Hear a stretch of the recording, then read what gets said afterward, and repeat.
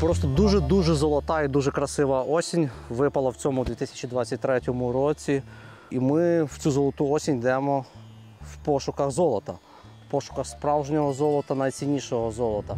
В пошуках скарбів, легенд, в пошуках історії. Адже найбільшим золотом все ж таки це є наша власна історія, яку багато хто як скарби погубив, яку багато хто позабував. І сьогодні ми в такому краю, де цієї історії просто не те, що багато, її тут надбагато. Тут кожне село просякнуто графами, князями, воєводами, військовими баталіями, палацами, замками і ось такими старовинними прекрасними млинами побудови кінця 19 століття, котрі на сьогодні просто занепадають і стоять руїною, нікому не потрібні. Обабіч забутих доріг, обабіч старих забутих поштових шляхів. І також в нашій цій подорожі будуть пошуки ще й справжнього золота, так, того металевого золота, про яке ви подумали всі на початку. Адже в цих краях, як вже сказав, жили дуже багато багатих людей, і вони позалишали після себе скарби. Тому вперед за пригодами і вперед за пошуками золота металевого і золота історичного, інтелектуального.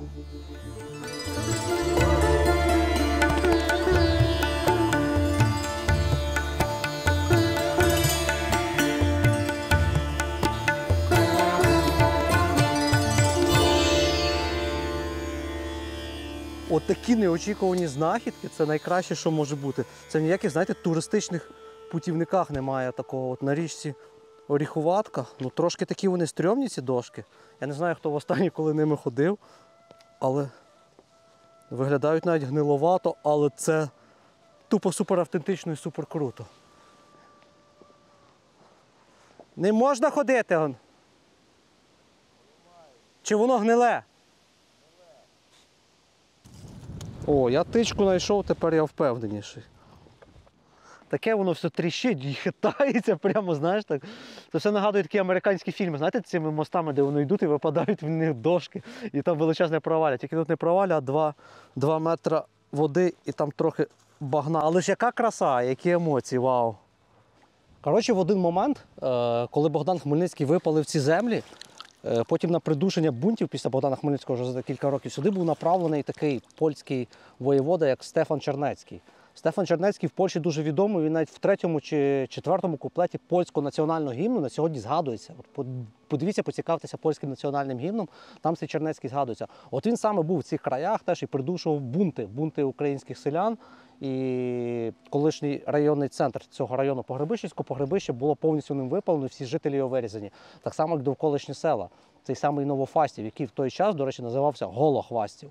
Лише потім, у 1805 році, його перейменують на Новофастів, але ми до того ще дійдемо.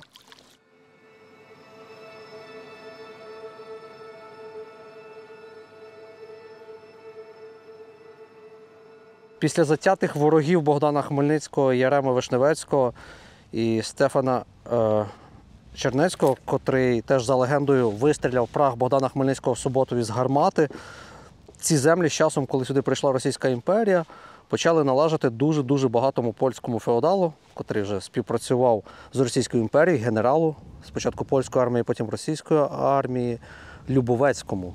Цей Любовецький був настільки багатою людиною, що він позичав гроші самому королю Польщі. Там є навіть відомості документальні, як він там по 60 тисяч злотих з золотими монетами позичав польському королю. От він володів цим селом Голохвастовим. І саме цікава історія починається так з того моменту, коли він починає тут жити, будує маєтки, будує тут заводи, фабрики, млини і починає це все стрімко-стрімко розвивати. І що саме цікаве, що один з предків Любовецького був рідним кумом Богдана Хмельницького. Бачите, як нас зараз все зав'язано? Ми свого часу думали, там поляки, українці, всі вони вороги, всі дуже ворогували між собою. Зараз говоримо, вони там всі владі рука руку миє, всі один одному кум, свят, брат. Та воно так споконвіку було. В той час, коли одні поляки вистрілювали прах Богдана Хмельницького з гармати, інші з ним кумували, треті були його найзатятішими ворогами. І з четвертими він не міг поділити свій хутір або свою дружину. Як за однією з теорій є така версія, що саме за цього почалося оце визвольне повстання, визвольна війна Богдана Хмельницького. Так, зараз ця дошка точно провалиться.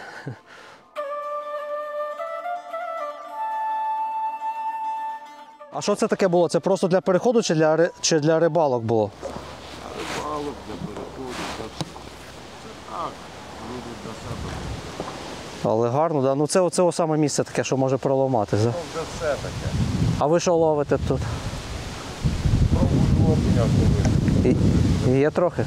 Так. О, давайте вас пришвартую, типу як в порт Амстердама. Порт Голохвасть. Ви знаєте, що Голохвасті ваше село називалось колись? О, ще кажуть про це, що Голохвасті, так? Да? І євреїв тут жило багато, і поляків, кого завгодно. Таке було, де.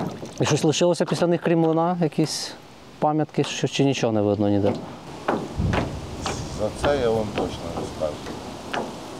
Не такий я старий, що це все. То може цікавились історією? Ні, ну цікавились.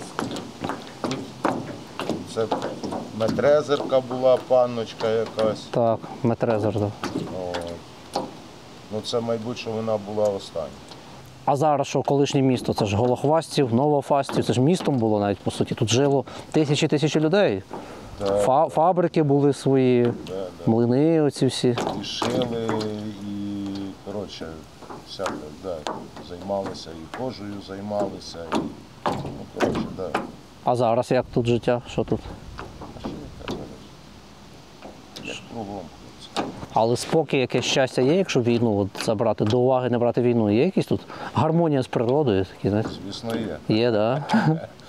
Звісно, Тому місця красиві, да, такі.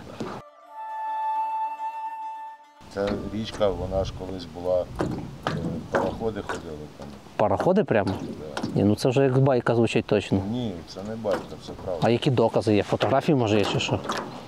Бо я цікавився цим краєм перший раз від вас чую про пароходи прямо. Здається, в інтернеті навіть є якісь фотографії. Да. Знаю, хтось колись розповідав, що наче є підземний ход якийсь від тієї старої школи аж сюди, наче до церкви. Навіть по підставку. Ну це, я думаю, що це легенда, це скоріш за все, що. Колись це, щоб раніше було цікаво, що мора була, що конюшня була.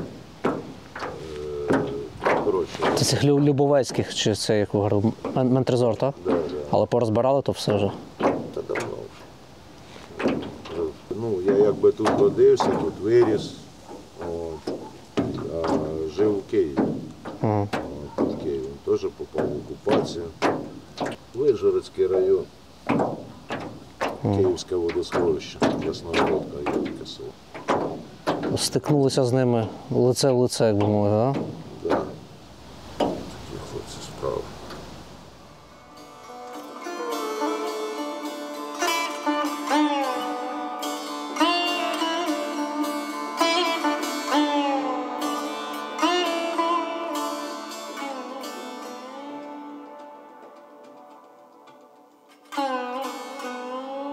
Ну, млин біля ставу. Да. Це Монтрезора теж. Мендрезер. А що за них розказували? Моя баба розказувала. Та. А її мати, ну, бабина мати, робила ментрезерки поваром. Тут, в Новофастові. Так, да, тут. Будинки були, Ага. і багато будинок було. То на нього погано ніхто нічого не казав. Нормально, так? Да? Да, дітям на праздники подарки давала, все як не може бути. Казали, хороша пані була. А маєток оцей не казала вам ваша бабка, хто розібрав цей палац, що тут був? Там де сільхозтехніка у вас була, так? Да? Да. Там ж був палац, так? Там далі був. І як його розібрали, що каменю навіть не лишилось, як так? Полностью уничтожили совсем. Мы наш новый мир построим.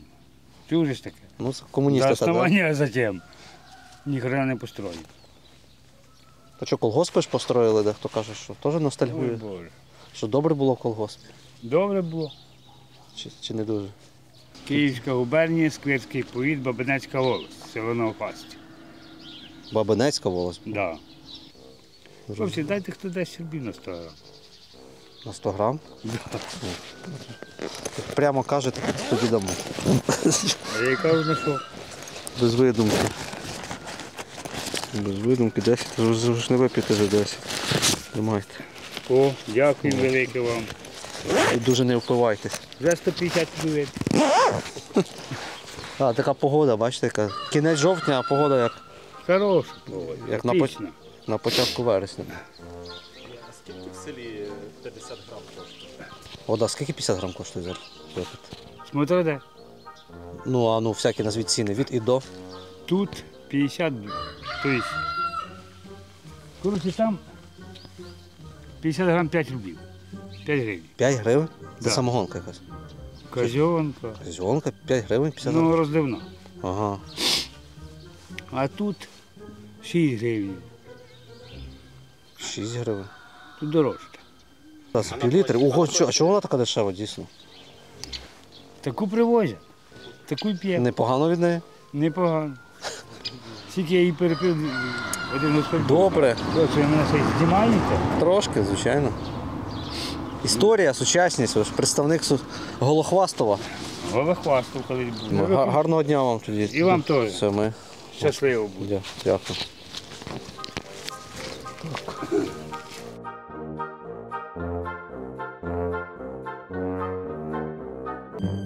Отже, в 1795 році ці землі купує польський генерал Стефан Любовицький, котрий на той час вже перейшов служити російській імператриці Катерині II. Поляки його, до речі, в своїй історії досі ненавидять за цей вчинок і вважають зрадником, тому що саме тоді роздробилася Польща. І вже на 1805 рік він в цьому селі будує великий маєток, палац. Біля свого палацу будує дуже дивну таку споруду. Ніхто не знає її призначення, це наче була господарська споруда, але вона виглядала моментами як просто лютеранська кірха чи костел католицький, такий, з великою баштою. Воно, до речі, на початку ХХ століття ще є навіть на фотографіях. І от по приходу більшовиків воно все було знищено до каменю, навіть ніхто не знає сьогодні, де воно все знаходиться, де воно навіть знаходилося, тому що місця від того нічого немає, все розібрали на камінь. От лише за припущеннями місцевих і деяких краєзнавців, я знаходив в інтернеті, говорять, що ця брама цілком могла бути оці стовби від колишньої брами, колись послуговували в'їздом до маєтку. І зараз я дивлюся, що може бути реально, адже от дуже якісно викладена бруківка. Це все говорить, що тоді ці поміщики дуже якісно, дуже старанно відносилися до своєї роботи. Це навіть говорить та кладка того млина, як ми бачили. Це вже потім пізніше, в кінці 19 століття, його нащадками, його роду, цього Любовецького, був збудований той млин. Але як вони ставились? Просто млин, і бачите, як красиво робиться. Зараз готелі гірше будують. Слухай, але відверто зараз, дивлячись на цю арку і дивлячись на той млин, порівнюючи, навряд чи це стовби від оригінальної панської арки. Така, типу, відносно рагульна кладка, це совєтська кладка, така довоєнна, там 20-30-ті роки, коли утворювалися колгоспи, ця колективізація була. Тому що не могли до свого маєтку зробити таку арку, там млин 10 тисяч разів красивіший. Тогочасні поміщики, це, по суті, сучасні, там, знаєте, Порошенки, Коломойський і так далі, тому подібне. Але тут є одна дуже така різниця. Ви знаєте в чому?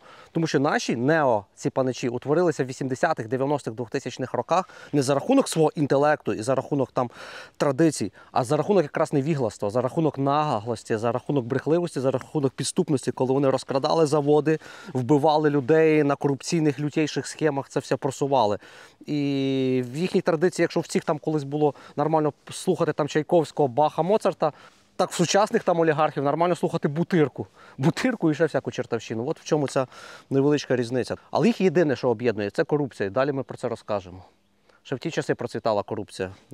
І вони були разом з церковниками такими, знаєте, фундаторами всієї корупції, котра прожилася на цих землях і зараз вкорінилася такими метастазами в нашу свідомість і не може ніяк викорінитися зі свідомості українців, на жаль, і не дає нам розвиватися і нормально еволюціонувати. До речі, сам Стефан Любовецький в 1805 році дуже дивним чином покінчив життя самогубством. Одні говорять, що він повішався, інші говорять, що він застрелився. Те, що він застрелився, виглядає більш реально, адже він був генерал двох армій. І в той час для генерала, знаєте, людиною з військовою честю вішатись це така принизлива смерть, застрілитися це більш шляхетно. І тут почалося, в нього багато було дітей, ці всі його маєтності, ці всі землі почали ділитись між його дітьми. Ми сьогодні на автівці вирушимо по цих селах, будемо шукати сліди тих великих шляхтичів польських, будемо шукати залишки їхньої архітектури. Якщо на Фастові не збереглася архітектура від них взагалі, то по інших селах тут збереглося доволі багато цікавої архітектури, цікавих історій, скарбів. скарбів історичних, інтелектуальних і скарбів справжніх в скринях, таких, котрі лежать під землею. У нас великі є лопати. І ми то будемо шукати. Головне, додивіться це відео до кінця.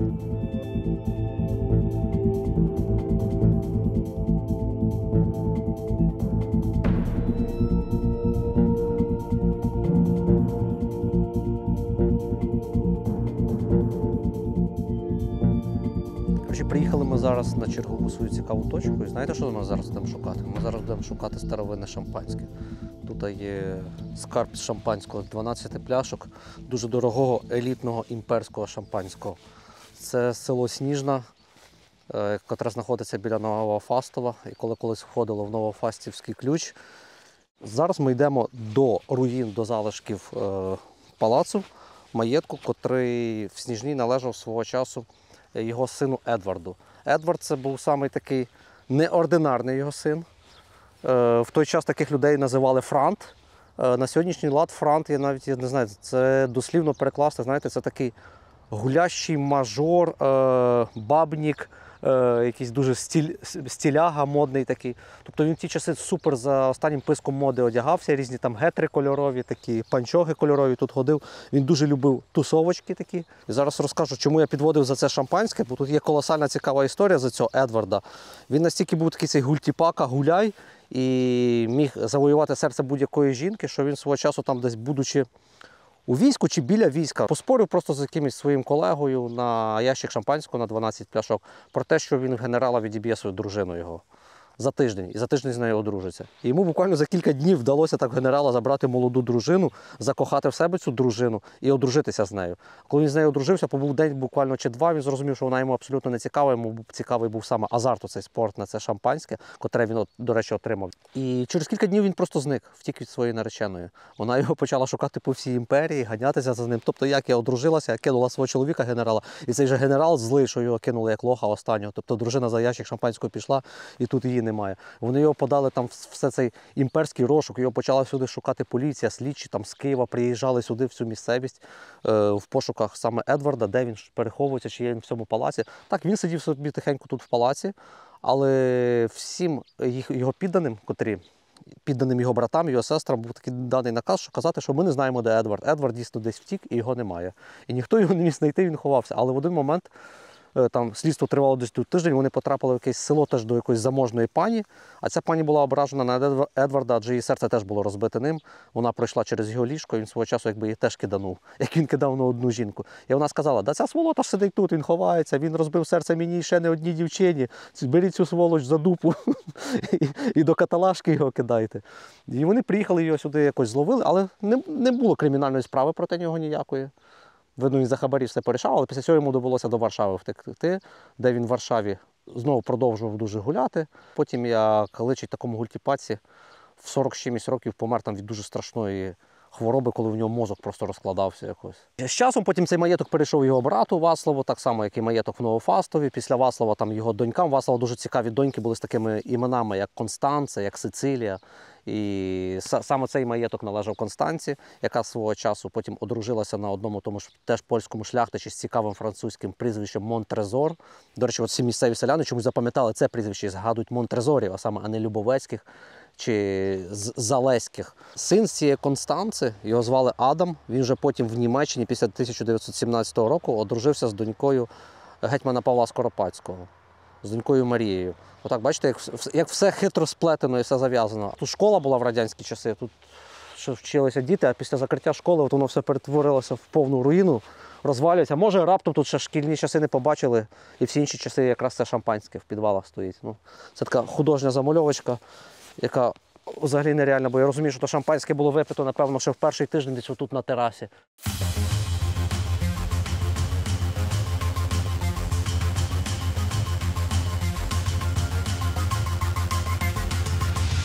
О, дивись, тут вентиляційна шахта ціла в підвал лишилася. Ого, клас, туди ще підвальні приміщення нижчі йдуть. Тобто піді мною ще є приміщення. А, то це не вікно, це дверні рамки. Бачу, вони просто засипалися, тут це перекриття впало. Це подвійні двері. І цікаво, дивіться, якщо цей Адам одружився на дочці Скоропадського, на Марії, вони стали монтрезорами, вони ж десь в Європі їхній рід зберігся, їхні нащадки зараз живі. І можливо хтось з них побачить це відео. Цікаво, чи вони сюди взагалі навідувались, може вони знають, що от їхня власність колишня зараз в такому жалюгідному стані. Просто в повній руїні лежить. Тут був центральний вхід дуже великий. Він ще років 10 назад на фотках стояв такий помпезний з ганком, і це він обвалився. Ну воно все таки на грані, подивись. Того, що ж це дійсно була школа. Ще навіть школа була, можна ж його було якось використовувати. Зруйновано все нафіг. Ого, то що все був палац, тільки його познищували. А туди далі взагалі нічого не збереглося. Тільки такі підвальні приміщення трошки з цеглою, а верхні стіни всі порозбирали. Тобто те, що зараз ми бачимо, це якась така, максимум в кращій версії половина залишків палацу, тому що інша половина взагалі розібрана під камінь. Лазячи тут, таке напрошується порівняння через те, що я вже маю досвід зйомок, роботи і бування в прифронтових територіях, в територіях, де проводяться бойові дії, територіях, котрі були окуповані, котрі зруйновані війною, котрі зруйновані бойовими діями. І оце цілком все нагадує, наче сюди якісь, каби падали, якісь бомби це все руйнували. Але сюди падали ще страшніші бомби. Тут була застосована зброя невігластва, зброя незнання, зброя безкультурності, зброя варварства такого, коли руйнується і знищується все абсолютно.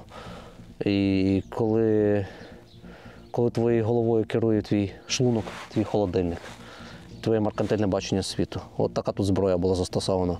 А летальна зброя в виді вибухівок, зброя в вигляді рушниць, бомб – це вже наступний етап, це вже вихідне з цієї страшної зброї безсвідомості і неграмотності.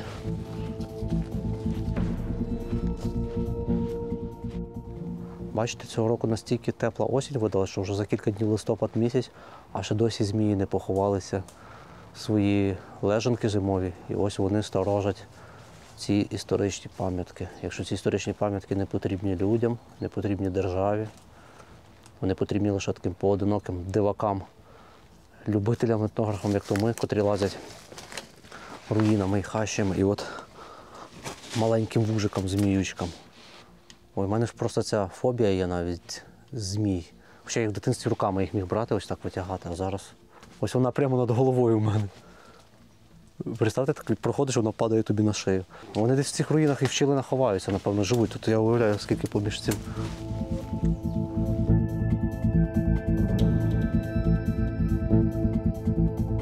А ви Сніжної, так? Так. А за Богатир щось знаєте за село? Нема там нічого? Що було таке село? А ще хоч лишились руїни хат, чи вже зовсім нічого нема? Нема нічого. Зовсім? А що так, що воно пропало? Ну, люди виїхали дітей. Це ще давно за Союзу виїхали, так? Так. Оскільки тут в нас Сніжна? Це років 20 та й теж. А ми знімаємо документальні фільми якраз про такі села, що пропали. Як вимирає українське село. Он на Розіну поїдь, там теж вимирає. На Озерній теж, так? Да? А що там? Вимирає там зараз всі. Ну скільки? Це ще днем вона, заїдь ночі, там страшно. Ну, 6 десяток людей є, пару десятків, так? Не, Та є. хто ж там є? Єгорова, Філіпенчиха, потім ця Людка, ще Сосоновичка. Ковальчуки, ці. Ну там це зараз ці. Гарненький Надька. Далі баби туди? йдуть. Немає. Немає? Нема. То що пропадає цей край теж сильно, так? Да? А ті, що старі хати будуть, що їх з землею зрівняли зовсім що? Розвалилися. Ті приїхав. Нас же ж швидко закрили. Ферми теж були. Раз закрили, приїхали, розібрали. Бригада та й була, все. таке було. А в цьому? Боже, я знов забув. Зараз ми швидко розбираємо. А, то ви самі його і розбираєте? Знаєш що, столова яка була, там баня така була, що в районі такого не було. Не ми розбираємо. Тут є такі спеціально обучені люди, що їм позвонили, і вони приїхали за 3 дні і розібрали. Панелі забрали. Панелі забрали і там це якісь. За копійки продали. Да. А ми вже остальне За підбираємо. мільйони. А ми там треба кирпичиним десяток, пішов 3 дні довбе, щоб його.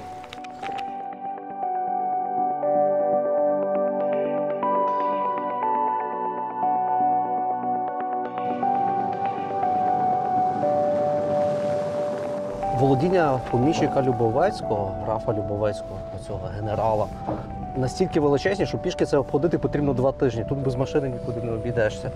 І нас знову виручила і нам допомогла Mitsubishi. Як ви помітили, вони на останні всі зйомки, на такі великі, на виїзди надають нам машину. І в цей раз вони взагалі нам дали протестувати новинку 2023 року Mitsubishi Outlander. І тут, звичайно, надійність Mitsubishi не підводить, а отже в таких умовах надійніше за Mitsubishi годі шукати машину. Це вже не раз доказано військовими, що Mitsubishi одні є з найнадійніших машин. І Outlander 2023 року вже набув більш таких форм, мускулінних, можна сказати. Знаєте, він таким став більш агресивним. Ця машина красиво виглядає збоку, вона така ширша, велика. Тут повністю повний привід САВЦ і потужний двигун, 2,5 літри двигун. А що їздити ось таким бездоріжжям на Mitsubishi плюс того, що в нього дуже чітко відчувається керування. Цією машиною дуже приємно керувати. І їй не страшне оце бездоріжжя за те, що тут надпотужна ходова і дуже міцний корпус. Тобто ти не переживаєш за машину, то, що вона розвалиться. От такими можна дорогами, на швидкості, полями, пересічонками взагалі можна дуже добре мандрувати. Це не завжди наш формат піше, але в таких випадках, коли великі території, потрібно осягнути багато за 2 дні, в скорочені терміни, звичайно, тут машина це найкраще рішення, без неї тут нікуди.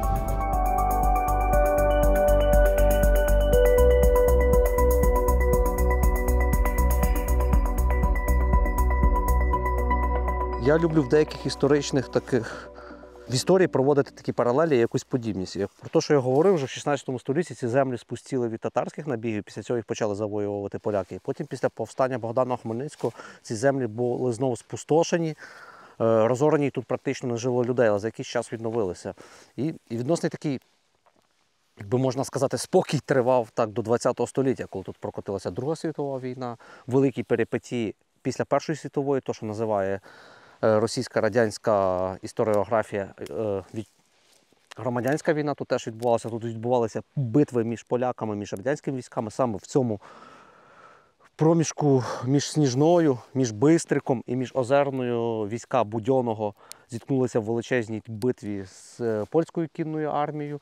І зараз, у 21 столітті, тут починається така неопустка, котра не спричинена якимись набігами, навалами, а неопустка, котра спричинена багатьма тими причинами, котрі ми намагаємося завжди розкрити в наших фільмах. От і зараз, об'їжджаючи володіння цих феодалів Любовецьких, ми заїхали в одне з сіл, котре теж належало їм, це Озерна. І зараз тут в селі лишилося з десяток жителів, а все воно виглядає просто отак. Зайдемо зараз швиденько на одне-два подвір'я, подивимося на залишки радянської архітектури, на залишки архітектури ХХ століття. Можливо, деякі ще тут елементи будуть, що до радянської влади були побудовані. Але хоча так збоку, судячи, навряд чи тут щось старіше є.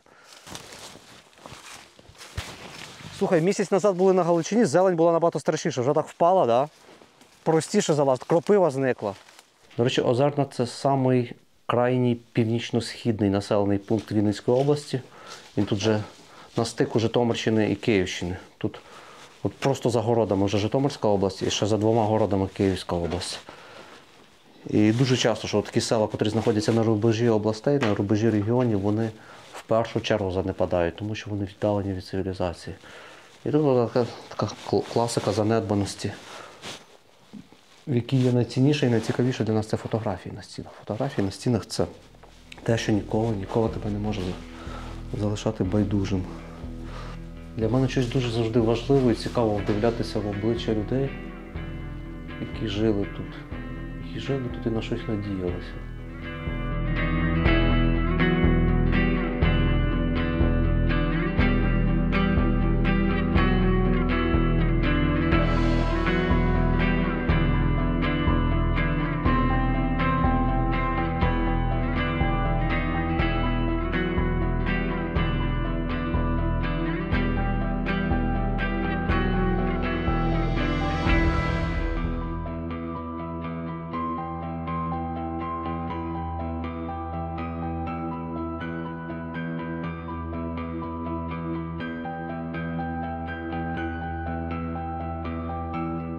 Бачиш, на днях йшли дуже сильні дощі, але дорога вже протрахла. І ми цією протрахшою дорогою зараз туди вийдемо на село з назвою Крутої Богатир. Чи слово протрахло, ви знаєте, що означає? Знову такий від хащів цікавинка. Дуже круте подільське слово. Ми тут на зламі Київщини і Поділля зараз згадали це. Круте слово, яке старі люди на Поділлі постійно вживають. Напишіть, що ви думаєте, означає протрахло і як у вас говорять. Синоніми до цього слова.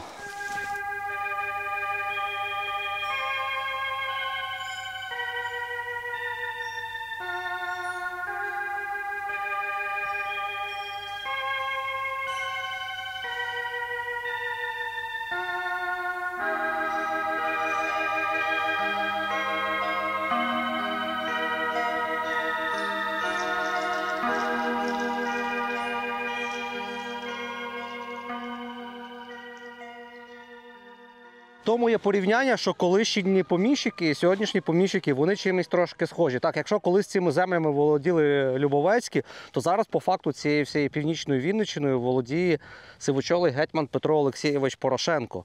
І всі ж пам'ятають, що Порошенко – це цукровий магнат. І от дивіться, от тут все в кагатах цукрового буряку. Зараз саме сезон збирають цукровий буряк. Подивіться, які здоровенні гори цукрового буряка. Вони тут вантажаться на фури. Ох, і їх везуть і потім роблять для вас цукерочки, київські торти, всі солодощі, котрі лежать в цих казкових магазинах Рошен по всій країні, розкидані не тільки по Україні. До речі, досі не знаю, чи працюють його фабрики ще в Росії, чи не працюють. І тут мені пригадалося моє дитинство. В моєму дитинстві всіх селян на південній Хмельниччині заганяли збирати цукровий буряк. Мої батьки ходили, діди, баби ходили. Ми зі школи ходили чистити цей буряк. І він насправді дуже солодкий, смачний. Мені прямо аж дивіться, отак ножом береш. Ми колись, в 90-ті роки, коли нам не вистачало на цукерки, там снігерс був подарунком на Новий рік або на день народження, ми коли от восени саме ходили зі школи, деколи нас звільняли уроки, ми ходили буряки такі чистити, то ми брали отак і...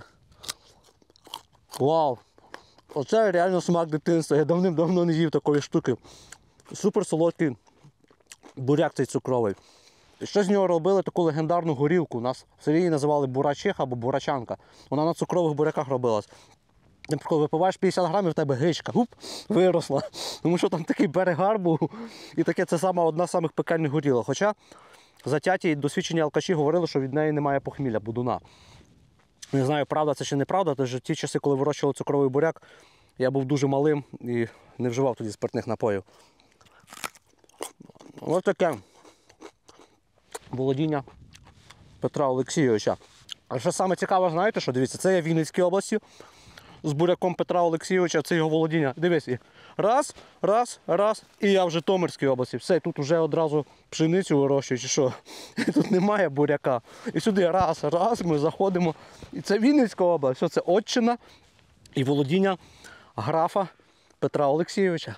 Ну, солодкий справді. Нагадує це цукерки, ромашки, корівка. Та ладно, цукерки, ромашки. Воно схоже на що на суперсолодку моркву схоже, правда? Ну, щось таке. Да, дуже солодка морква. Як ця. Знаєте, це ріпа. Ага, попробуй теж, кусай. Так тільки хруст відде чути в кадрі. Смакує, всіх запрошую їсти цукровий буряк. Це супер класна морква смачна. А чого досі немає сніданків в кафешках? До речі, дам. Супер ідея, чому це ще на озброєння не взяли всякі хіпстерські кафешки. Всі там джакузі, касатки, алло, київські, боже! Київські хіпстери. Домовляйтесь з Петром Олексійовичем, беріть у нього бурячок. Дивіться, оце отак нарізав, тоненько на шкряб, на таку тарілочку, подав якимось соусом, там трошки додали ще щось. Ну все, 180 гривень можна продавати. Давай візьмемо на сніданок собі. По одній штучці. Це ми відкриваємо лайфхаків. Водка соломкою нарізати і до вівсянки якоїсь подавати. Все, хлопці, погнали в Богатир, нас чекає Богатир. Або володіння дочки Стефана Любовецького. Я відчуваю себе цукровим магнатом. Я відчуваю себе Порошенком. Прямо дивись. Дивись, скільки цукру. Тони цукру. По чому зараз цукор? Гривень 40 десь, 50, я навіть теж не знаю. Сотні тонн буряка. До речі, Поділля завжди було цукровим центром. Дуже багато цукрових заводів було, які зараз руїнами стоять. Ну так, на Кам'янеччині там є один. Та я думаю, до речі, цікаво скільки, яка кількість була до незалежності України і на даний момент залишилось працюючих цукрових заводів. Відсотків 20-15 лишилось, всі інші зруйновані. Все моє, все. Поля, Сьогодні все для тебе. Озера, гаї, поля. Жити спішити треба. Любити спішити треба. Цукор любити треба. Знаєте, що тут одразу згадалося? Оце то реально цей. Цукор біла смерть. Ви пам'ятаєте цукор біла смерть? Гурт такий був в кінці 80-х, на початку 90-х. Все, зараз він йде. Слухайте цю класну пісню.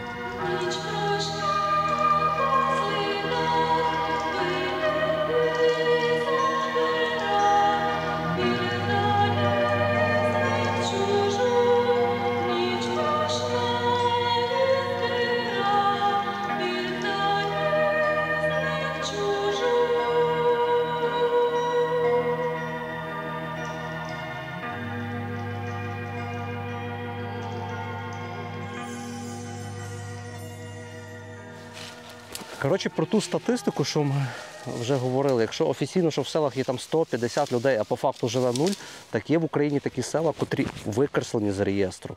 От ми зараз саме в селі Богатир, котре ще в 2011 чи 2001 році, тут вже було тоді офіційно 0 жителів, і його Верховна Рада викреслила з реєстру населених пунктів України. І зараз ми тут лазили, підняли дрон над ним, і воно просто виглядає як зелений такий оазис серед цих величезних бурякових полів. І немає жодної хати, просто жодної хати. Оце на майбутньому чекають ті села, котрі ми переважно знімаємо у своєму проєкті. От згадайте, там десятки у нас фільмів і села, котрі на грані, от вони через 20-30 років так виглядатимуть. От єдину ми цегляну стіну вон знайшли. Я просто не хочу йти, тому що тут зараз всю кофту свою обчіпляю цими. І знов таки паралелі, історичні, цікаві філософські паралелі, що цей населений пункт був заснований якраз Стефаном Любовицьким для обробітку цих полів. Тут жили люди. І зараз при нових олігархах, котрі володіють знову цими полями, це село перетворилося чи повернулося до свого початкового стану, до стану небуття. Там 2 напівстіни і тут шматочок стіни. От тобі вся архітектурна спадщина села з красивою назвою Богатир. Тут ще поруч ще одне село Соколівка, воно так аналогічно виглядає. Як сказали нам місцеві, там вже якась пасіка зараз залишилась, хтось тримає пасіку. А вода, і вирізається ж все. Отак це село скоро виріжуть і засіють тут все.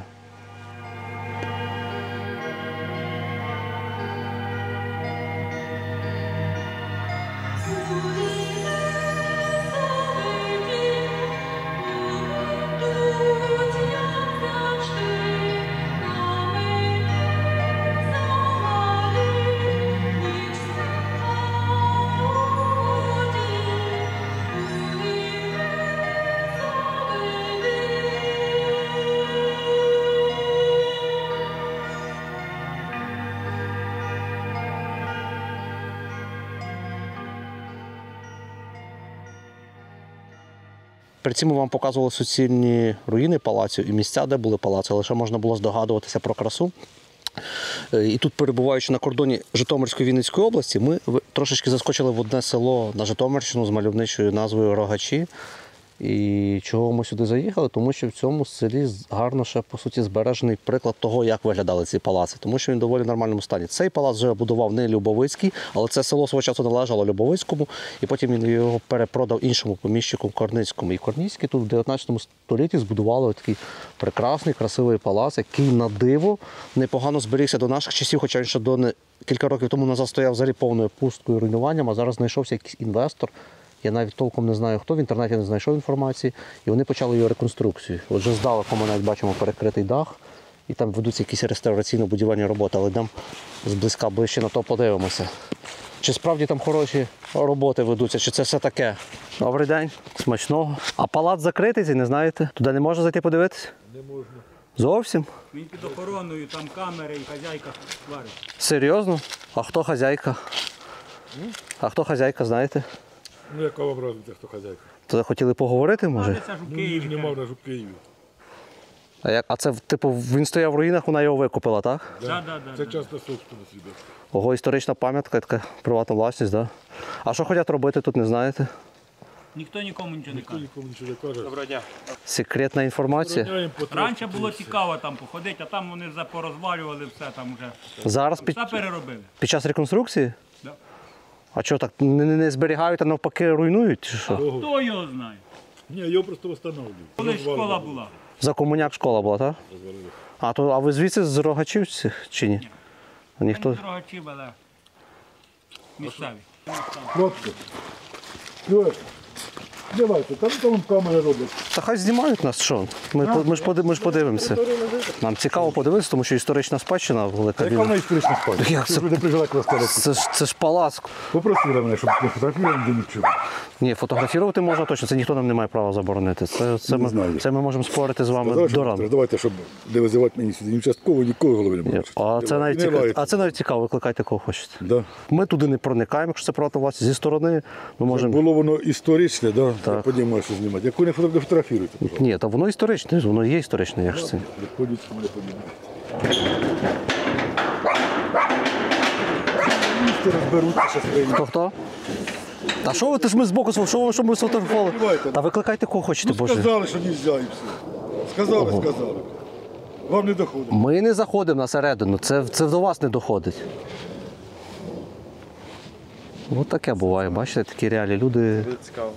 Але така неосвіченість, це про те, що ми говорили, це неграмотність, неосвіченість, яка просто процвітає на наших територіях, вона призводить до незанепаду, вона потім призводить ось до таких конфліктних ситуацій, вона призводить до неякісного електорату, котрим дуже легко маніпулювати, котрого потім легко використовувати, обводити навколо пальця на виборах і так далі, тому подібне. Мільйон різних несе за собою таких негатив. А може в старі часи так насправді теж жив якийсь граф і нікого не підпускали, якось смерта. Тоді просто не було камер. Куди ти підійшов, що ти там держиш?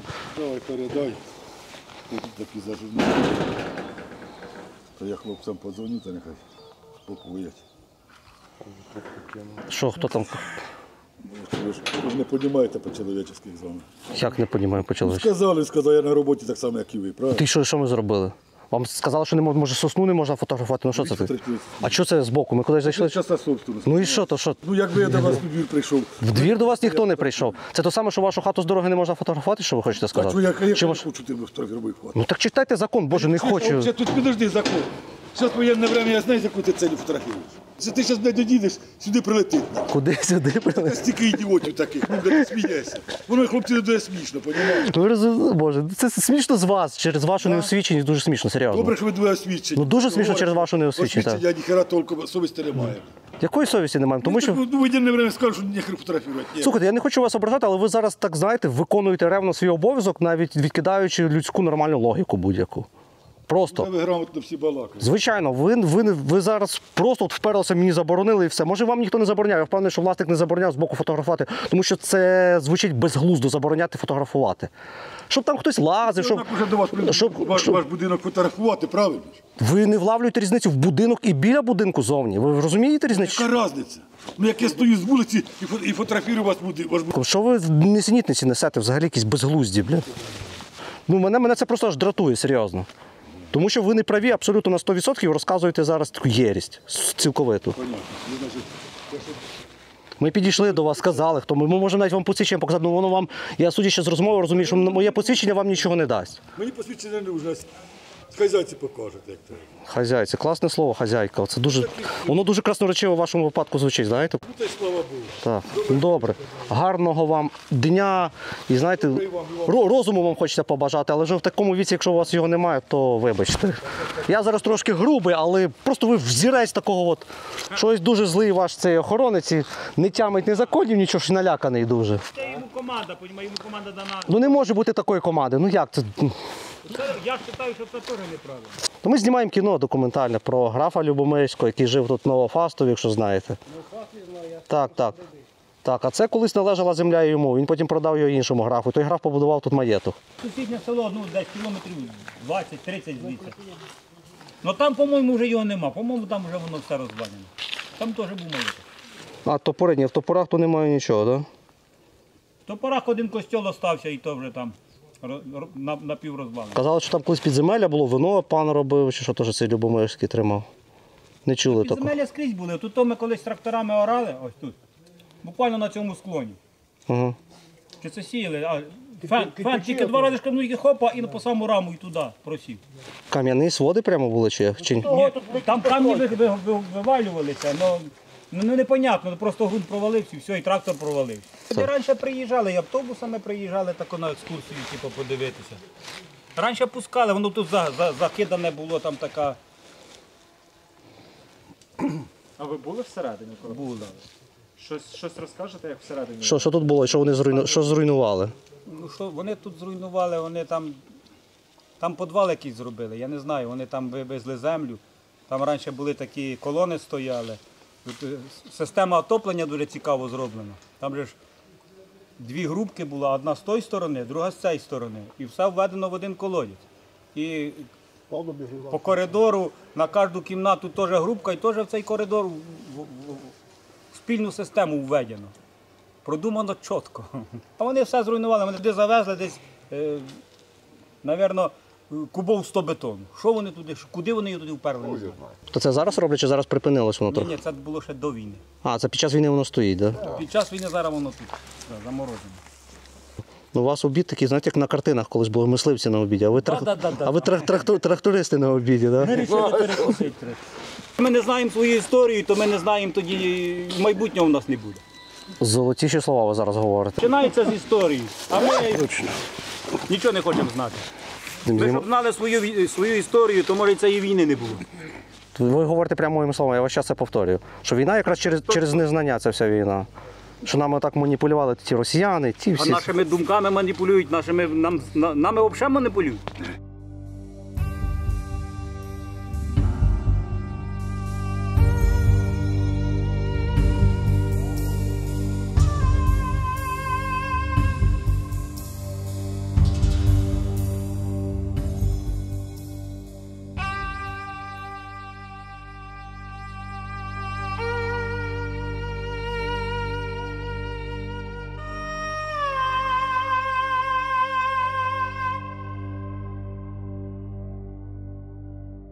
Ідучи тут селом, в багнюці знайшов гарбуза, хтось загубив одну з воза чи з мотоблока. І мені згадалася одна сільська моя дитяча забава. Зараз я її хочу повторити. Ми колись це тішились. До речі, ми слова такого не знали, там Хеллоуін, не Хеллоуін, але цією забавою ми активно займалися. Він трошки лопчий. Звичайно, прикольніше, коли більший гарбуз і красивіший. І потрібно мати свічки і робити то вночі. Але за дня це теж цікаво, чи робили ви таку штуку. Вона ж існує в нас ще, дідько знає, моя бабка навіть говорила, що вони таке робили. Потім якось так. Трошечки я зараз так роблю це все брутально, знаєте, бо я поспішаю. Цікавинка, дивіться, яка морда виходить. І потім, чекаю, ми тако робили. Взагалі.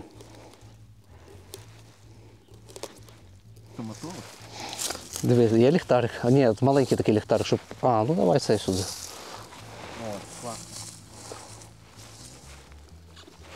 І потім вночі вздовж дороги, де, почекай, не можу знайти місце, от як я його вирізав. Вздовж дороги ви встановлюєте такі штуки. Якби була свічка, ми б її десь отут так і залишили і поїхали вздовж дороги. Ну, ліхтарик ми не будемо залишати. Це не лайфхак від хащів, це просто спогади дитинства. Щось, коли приїжджаєш в село, завжди пробуває ностальгію і знаходиш різні такі елементи, котрі повертають твою пам'ять до минулого. Дуже приємно в минулому попорпатися і знати своє минуле. Як влучно ці дядьки сказали. Просто краще не скажеш.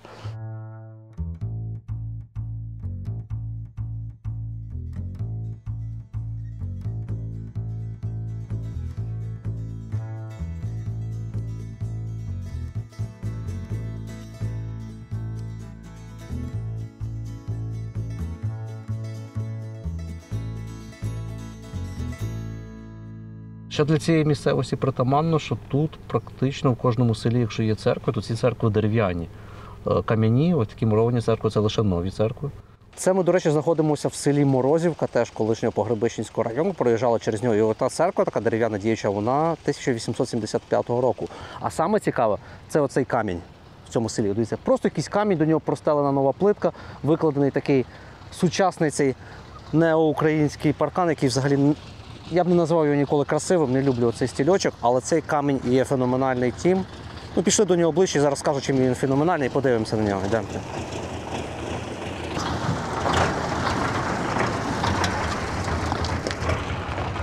До речі, ходжу навколо цього пам'ятника і нічого не бачу, і вже починаю цю історію піддавати сумніву. Я про це прочитав в інтернеті. В інтернеті вказано, що цей камінь знайшли отам на перехресті біля села Бурківці, де є поворот сюди на Морозівку. Його знайшли в 2000-х роках, з болота витягнули, і на цьому камені був напис «Азмі єсть земля руська».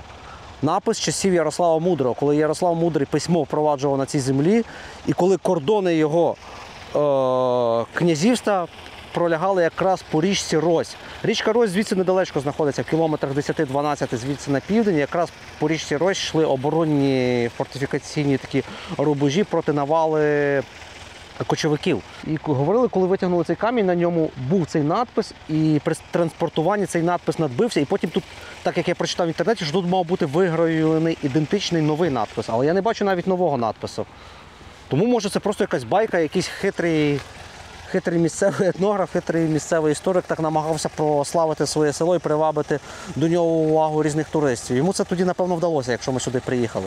Але я, щоб, знаєте, зараз це спростувати чи підтвердити, ми тут 2 магазини є, ми зараз підійдемо до якогось магазина, адже на сьогодні в селі магазини, мені здається, відіграють більшу роль інформаційного такого вузла навіть, ніж сільські ради. В магазинах знають все, вся і про всіх. А ви знаєте, коли цей камінь у вас поставили в центрі села? Я, до речі, говорив про інформаційність магазинів, якраз ні. Підемо в кінці кінців до старости. А ви староста, можливо. А можна вас на хвилинку щось розпитати цікаво? За камінь хотіли вас запитати. І що за камінь? Ось табличку реставрували, тому що там було написано «Азмі є земля руська». І ми вирішили, що це на сьогоднішній день трошки негарно. А це правда, що його біля бур когось з болота витягли цей камінь? Чи це легенда? Що ви розказували? Ми в інтернеті таке прочитали. А в Вікіпедії? Так. Я її там писала під психологічним тиском нашого попереднього сільського голови. Тобто це видумка? Повірте, там взагалі ті статті я не можу просто видумати вже. Але бачите, хтось придумав, зацікаво, ми ж заїхали з Києва сюди, тому що це прочитав. Наче лайфхак працює. Трошки, це ж непогана брехня. Добре. Легенька така хитрість, ви туристів привабили в село. Ага, це чудово. А ви... А ми з ютуб-каналу Хаща, можливо, такі чули, знали. Ми вам зараз лишимо навіть свою наклейку. Ви подивитеся, десь потім попадете в кіно. Да. Це руни? Ну це руна, да, це ж трипільська. Я розумію, да, це... тут які? Тут не одна руна? Одна, це мати Богородиця всього живого на планеті. Так. Ну, дивіться, оце одна руна, оце зверху, оце друга руна. Я не фахівець, ну ось це третя руна, я вже бачу 3, що я не фахівець. Нічого собі, це взято з кераміки, це з трипільської кераміки взято. Це став якийсь рунічний, він якусь має системну дію. По-моєму, це зараз дуже все ускладнює. Це як жінка зображена, жінка, мати берегиня всього живого на землі. Це така там якась є там енергія життя, енергія там... Оце ви видаєте, я не можу такого знати. А я одразу зробив припущення, що це правда чи неправда? Тому що виглядало дуже, знаєте, так. Я щось перед цим сказав, думаю, якщо це хтось придумав таку історію, видумку, то дуже правильно придумав, що воно приваблює сюди туристів. І ви це підтвердили. На жаль, у нас нема що показувати. Та ладно, можна всяке знайти. Ну, церква класна, там, до речі, якщо... Зараз через наше відео до вас приїде сюди полюба з десятки людей. Ми закликаємо, приїжджайте в Морозівку, дивіться, який староста тут позитивний, сучасний староста. Я Московського патріархату був, але вона дуже старовинна. І там є такі старовинні книги. А що люди не бунтують? Чи нема у вас такого? Величезні, класні. Ну, в нас, наприклад, бухи перейшли. Ну, Морозівка поки що залишається. Чи відносно нормальний батюшка? Чи вони не можуть бути московські нормальними, да? Добре. Добре, я не буду вас витягати. Да. Я вважаю, що не потрібно. На даний час, ще з 14 року її потрібно було заборонити. Навіть не зараз.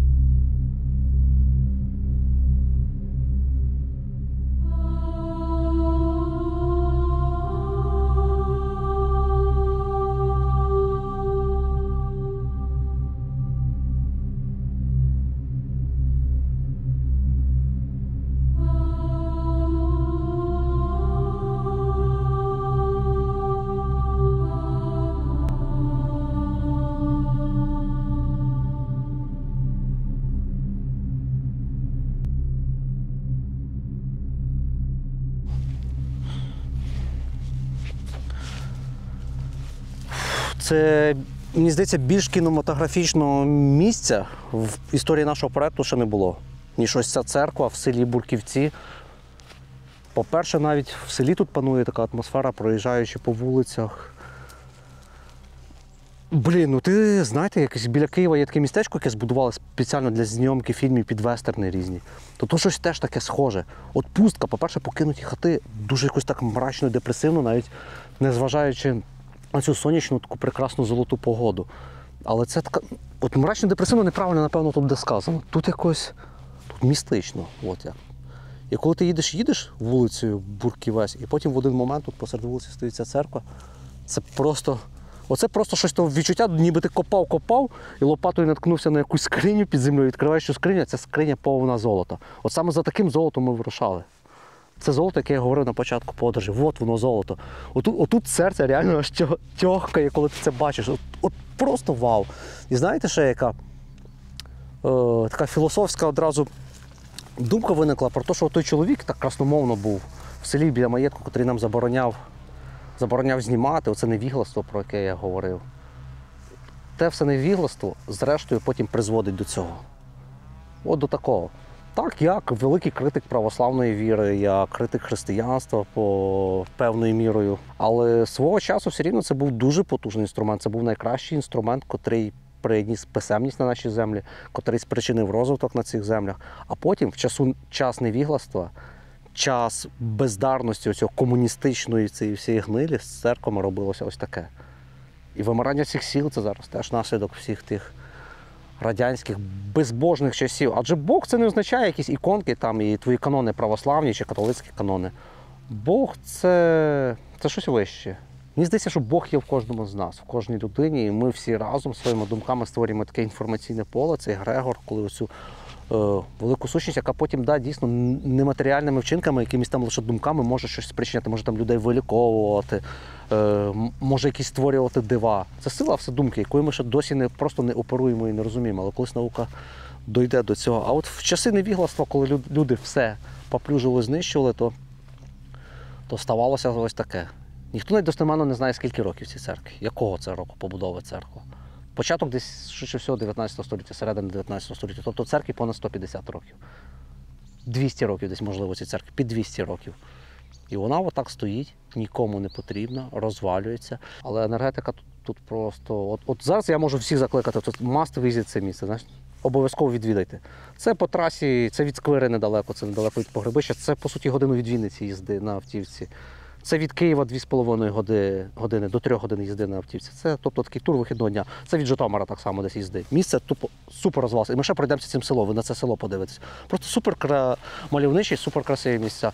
Да, якщо існує така шкала насолоди, знаєте, там шкала Ріхтера землетрусів, шкала якоїсь там температури, Фаренгейта і там Цельсія, і треба вивести якусь шкалу хащів, типу насолоди хащів, то тут близько до максимуму. Це реально кайф. Це такий максимальний кайф, що вау.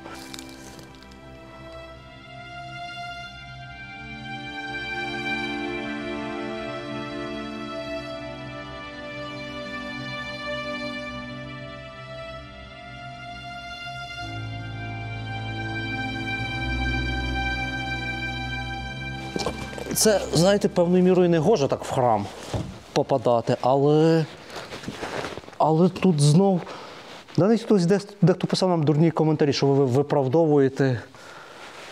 виправдовуєте свої дії тим, що ви це знімаєте, зберігаєте. А так насправді є. Якщо ми зараз цього не знімемо, цього ніхто не побачить. Це побачило там кілька тисяч людей максимум на всю Україну, які проїжджають, котрі живуть на навколишніх селах. Якщо ми це зараз знімемо, це побачать сотні тисяч людей. Я сподіваюся, що це не буде якогось резонансу, і цю церкву принаймні законсервують, і вона не буде ось так розвалюватися. Це, знаєте, це яке порівняння? Археологи свого часу ж теж піраміди розбирали, розкопують кургани, риють могили. Для чого? Для збереження, вивчення нашої історії. Це приблизно це те саме. Це не кощунство, це не невігластво, це не мародерство.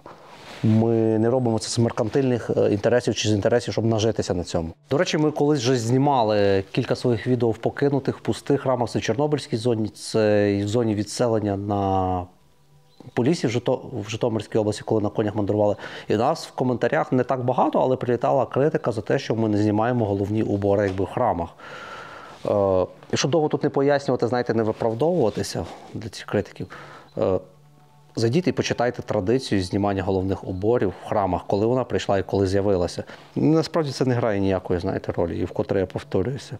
Головне, що в твоїй голові і в твоїх вчинках, а не то, що на твоїй голові і зовні. Тобто етикетка. Знаєте, то створюємо красиву етикетку, заходимо в храм без шапок і зав'язані в хустках, а виходимо з храму і творимо дідькову кількість поганих речей і поганих вчинків в цьому житті. Вчинки набагато важливіші. Тупо бракує емоцій. Подивіться, оця штука, оця штукенція, скажіть, як воно правильно називається, це на чому виставляли книжки, так? Там якась Біблія, ще щось, звідки читали це Святе Письмо. Навіть це збереглося. Малюнки на стінах позберігалися, розписи такі. Ангели чотирьохкрилі. Ось тут видно квітками, все так розмальовано по дахах. Тут був малюнок, а тут щось зірвали, бачите? Це ж розписи всі 100% до 1917-20 року. От. Тобто їм більше 100 років цим розписам. Це саме модерне, саме молоде припущення, якими вони можуть бути. А вони можуть бути 1850-го, 1880 року. А тут висіли такі, хоругви. Бачите, вони по боках обведені були, полотняні хоругви 100%. Або ікони, картини, які познімали. Картини або хоругви, так. Да. І боки були обведені зеленим контуром. От їх в радянський час познімали, покрали чи просто понищили, а фарба досі лишилася. Цікаво, що це за цегла така з дирочкою посередині.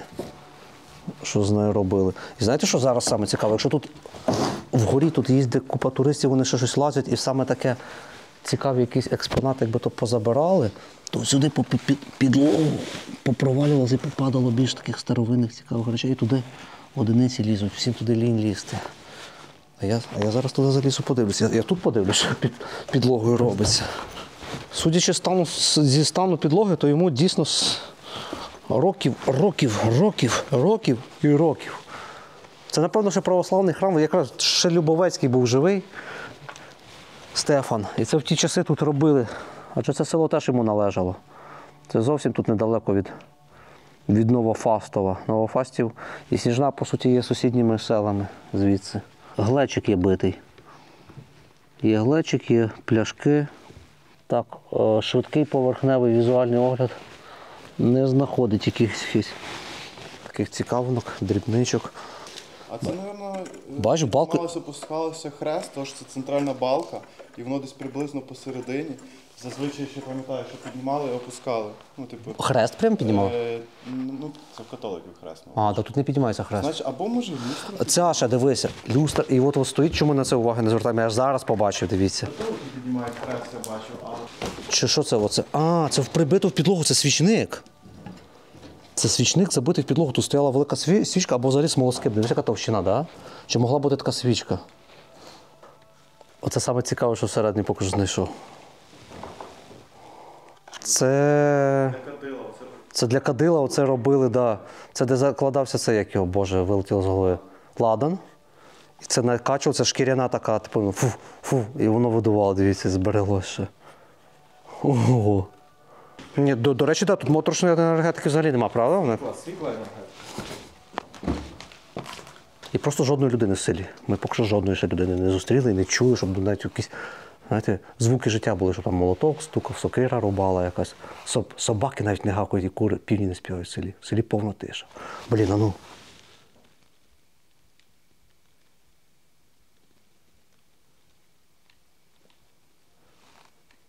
Якась поодинока пташка десь на задньому фоні. Так. Оце тут тиша, так? Да?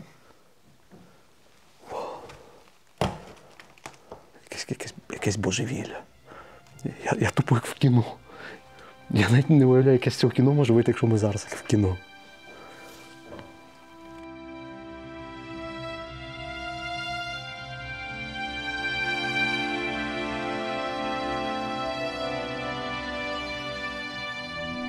Хтось дивний сотворив кордон, загорнув церкви в залізо, бетон, наказав нікому не відчиняв, бо церкви, церкви, церкви горять.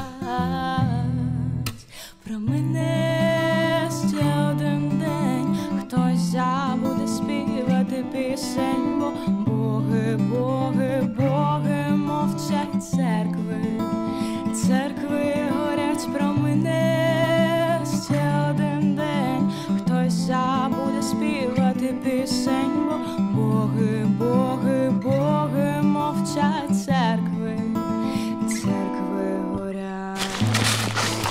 Якщо вам в цьому селі виявиться замало однієї покинутої ось такої дерев'яної церкви, яка насправді є вражаючою, тут ще можна знайти покинуті будинки культури, котрі теж не є дуже частим явищем. Просто село створене, знаєте, можна в Хащанськ перейменувати це село. Господи, а напроти ще й хата під соломою стоїть, яку зверху просто якимись онучами, толями якимись понакидали, от її перекрили глиняна хата під соломою. Що за село? Просто ж в голову не вкладається. Наче реально суцільні декорації тут. Це хата під соломою, да? Щоб її зберегти отак. Її накрили, бачите, дивіться, все. Накрили таким залишками такої карявої толі. О, тут хтось є і живе. Заходьте, хтось є там. Подивись, яка тут комора. Подивіться на цю комору. Це тупо Пирогів, село Пирогів під Києвом. Ця хатина, це комора, це під соломою. Ну, це така естетика. Доброго дня вам. Доброго здоров'я. О, а ви звідси, з Бурківець? А що вам треба? А ми за церкву хотіли розпитати вас. Її вже давно хлопці розібрали. Та як стоїть ще, як розібрали? Розібрали. Це такі купола не зняли, а це все повитягали. А там всередині було багато начиння? Було, там все багато було. А як це зараз порозбирали? Чи це ще... Ні, вже давно. А, за комуністів ще, так? О, ті комуністи, вони для чого багатько поробили добро. Але посліпли, а ті помирали, чортовій матері хвалити Бога. Тут церква хороша була, Бистрик був, Морозівка була до цієї церкви. Сіходу таке велике село у вас було? Було велике село, і навіть два хори було. Нічого. Один на низу, а другий наверху. І дуже гарно це. Вона дерев'яна, бо одна згоріла, а другу поставили. Гарна була церква. Яйце, оце ж свячене щитати було. То крупу деренці забрали, чи хто, Бог його святий з нею, хто забрав. Слухайте, якщо церква, а скільки у вас людей в селі? Бо ми Мало. Ми вас першого кого зустріли, така тиша, ми думали, що з гетьмар. Тут вже перейшло ні на що. Ні на що перейшло. Це ще такі, як ось я, ще трошки там молодші, а старі ще щось так на 3 жінки. А вам скільки років? 82. І ще є старіші, старші? Є ще 3 душі. А скільки загалом душ людей в селі? Їй, бо я не знаю, це як голосували, то підбивали підсумки, як говориться. Ні, з 50 чоловік є? Мабуть, нема. А може є чого? Я думаю, так знаю, бо не знаю. А що ви хочете? А та ми з історію збираємо, таке просто просто нам цікаво, як от знімаємо фільми, як зникають ці села. Бачите, велике у вас таке гарне. Правильно, що зникають. Зникають, нема нікого. Ви знаєте, як заслабло, то нема кому кварти води подати. А їм бо правду кажу. А я думаю, що це за люди? Бо зараз, знаєте, вір і перевір, бо, як то казав, довір'я немає, бо без сорочки останеться. А це ви коли сьогодні перший день оце пішли, провірка ця. Яка провірка? Ну, щоб це ходите, дивитися. Ми на машині їздимо, да. Ми знімаємо кіно таке по селах. А як буде назва? У нас зникаючі села України, Вінниччина. Вінниччина? Так. Ой, було ж гарне село. То що ж їх, вони самі. Вони самі роздерли ці села. Самі люди й роздерли? Ні, то що люди, ці комуністи. Комуністи? Оці чорти оцього. Вони стожили, гади геть усе, що тепер нема де пляшки молока купити. У вас магазину нема? Є. Є? Ось тут. Він працює? Працює, приїжджає, ну, наїжджає це є вже щитати продавець. Хоч хліба привезе. Ну, що заказує, то він все привозить. А що у вас така, то хліб був, чи то хата така під соломою була? Це батько з матір'ю строїли, а тепер нема кому як говориться, я ось, ви знаєте, щось зробилось, чорт його знає. Чи це ця алергія, чи це якесь, ще щось воно якесь, таке Бог його святий. Ложки до рота не можна донести. І вже ось його накупляла. І порошки якісь, і масі, воно нічого не допомагає, тільки дуже сильно пече. Та й це, в общем, таке. Хоча тяжко вам тут, да? Тяжко. Ви знаєте, що нас було троє, то брат помер, а сестра теж. Робили операцію, поломила ногу, і це ж не то, що п'яниця, а нормальна жінка, як говориться, то вона в Києві і племінниця теж там працює, що ж не посідаємо всі вдома, та й будемо сидіти, а годувати хто буде? У нас то чорнозем хороша земля, геть ці хлопці вчора орали, та й каже, от, каже, у вас хороша земля. Це ви город ще собі орали? Ви ще робите на городі? Що? Ви ще обробляєте город робите? А як же? Ні в року. А як? Треба ж, щоб була і картопля, і якийсь барачок, і морква, все, що було. А то ще є дівчата й старіші, і трудяться, працюють. Візде хлопці, треба, щоб був порадок. А як буде порадок, то буде і людям добре, і всім. А так що оця молодь ледачі робити не хочуть, порозпивалися, лазять як ото обізяні. Роби, паразитська душа, не ходи, горобці не здирай.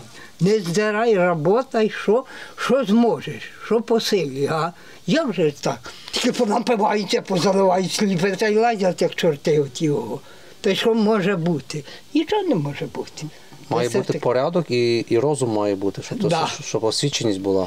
Ви знаєте, що Зеленський то казав, що в общем, наведу порядок. Ну, це дуже трудно. З такими людьми? Так. Да. От дивіться, навіть ви візьміть так. Во время революції все розтягали. От щоб так сказав, ви, придурки, нащо ви його все розтягали? Та пан. І то не розтягав. Дивіться, вони всі маєтки позабирали. І в Києві, котрі хороші. Дома то хто? Тузиці позаймали, а? Хай буде. Не буде тобі, хтось буде у цій, як говориться, хаті чи в чому буде. Ні. Вони все розвалять, розкидають і Путіну нічого не поставлять. А клуб, який був гарний. Ми заходили. От, бачите. Усе порозбирали.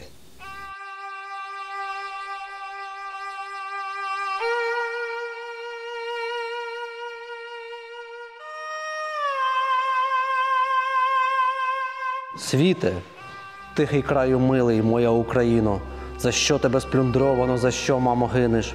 Чи ти рано до схід сонця Богу не молилась, чи ти діточок непевних звичаю не вчила? Молилася ж, турбувалась, день і ніч не спала, малих діток виглядала, звичаю навчала. Виростали мої діти, мої добрі квіти, панувала, як колись, на широкім світі. Ой, Богдане, Богданочку, якби була знала, у колисці б задушила, під серцем приспала.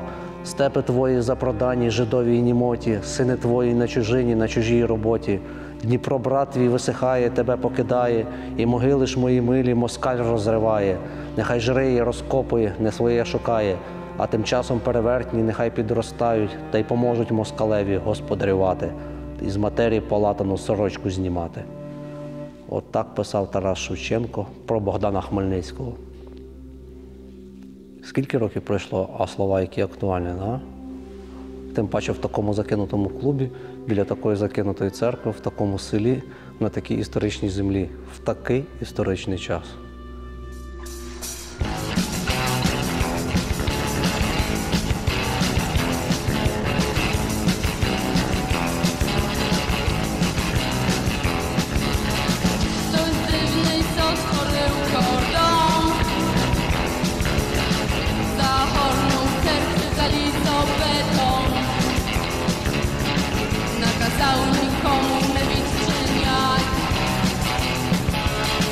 Bo serce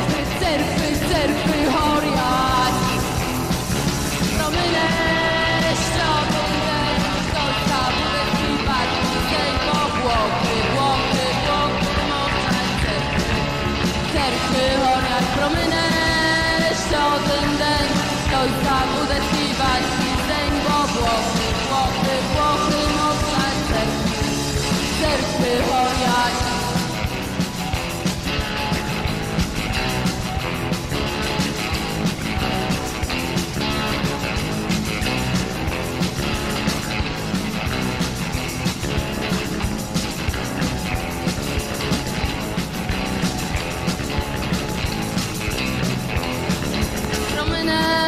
Jeszcze один день, хтось забуде співати пісень, бо Вłochy, Włochy, Włochy мовчать серце горять.